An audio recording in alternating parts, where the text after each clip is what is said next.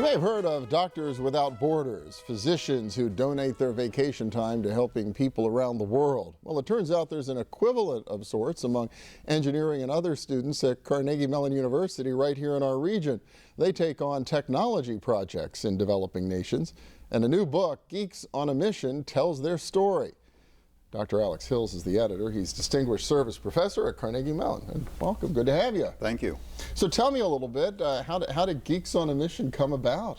Well, about 10 years ago, my colleague, Professor Joe Mertz, had a request from the Cook Islands, which is a small nation in the South Pacific, not only a few thousand miles from New Zealand.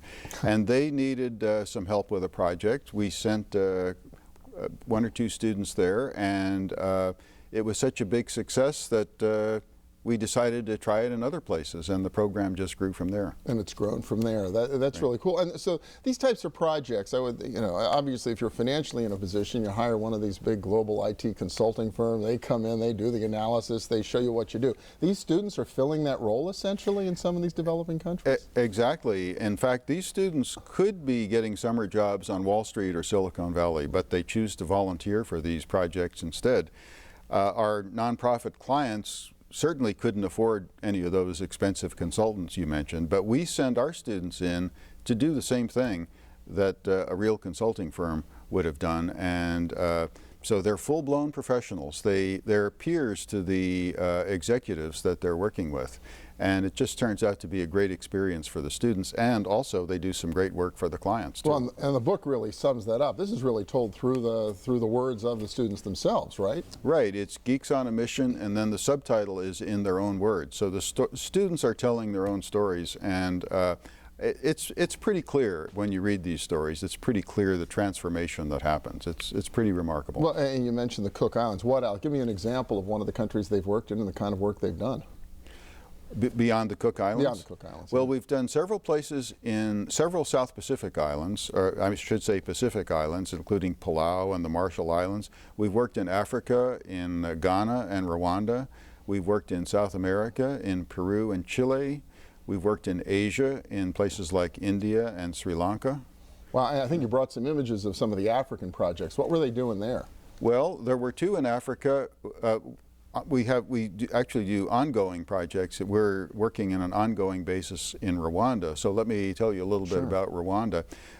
There we work with a group that they call themselves a residential school, but in plain English they're an orphanage, because the genocide happened there in 1994, and there are a lot of orphans whose parents were lost in the genocide.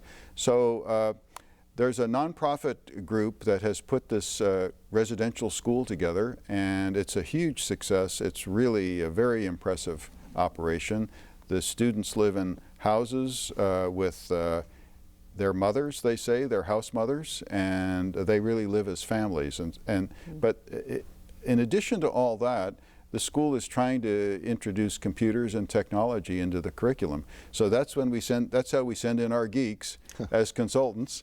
And on the first time we went in there, which was a project that I advised on, we built them some new computer labs.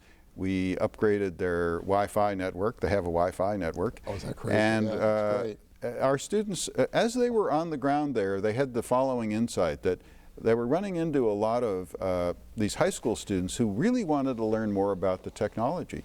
And so our students started an IT club that they called an IT club, and got that whole thing rolling with a lot of enthusiasm. And also, in parallel, we had built some new computer labs with 200 new computers, which had to be maintained. Okay. So killing two birds with one stone, the IT club high school students were trained and started to learn to maintain the computers. So it becomes a sustainable model for keeping that IT infrastructure going. In fact, sustainability is probably our theme song. We really, I'm sure you've heard stories, developing nation stories, where the technology experts parachute in and they do something cool and then they leave and the whole thing falls apart. We spend lots of time on training, and we take lots of measures to make sure that our work is sustainable, and it pretty much always is. That's right. How many students, how many projects have you done over the past decade?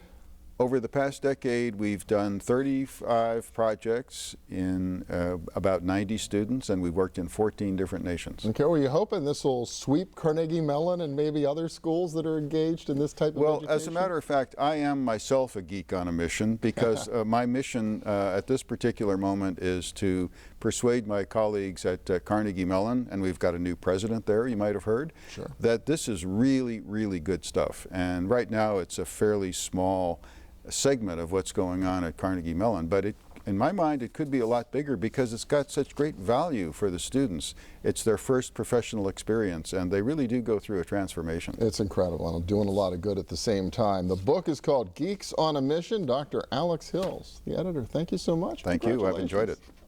And we'll be back in a minute with more of Our Region's Business. Stay with us.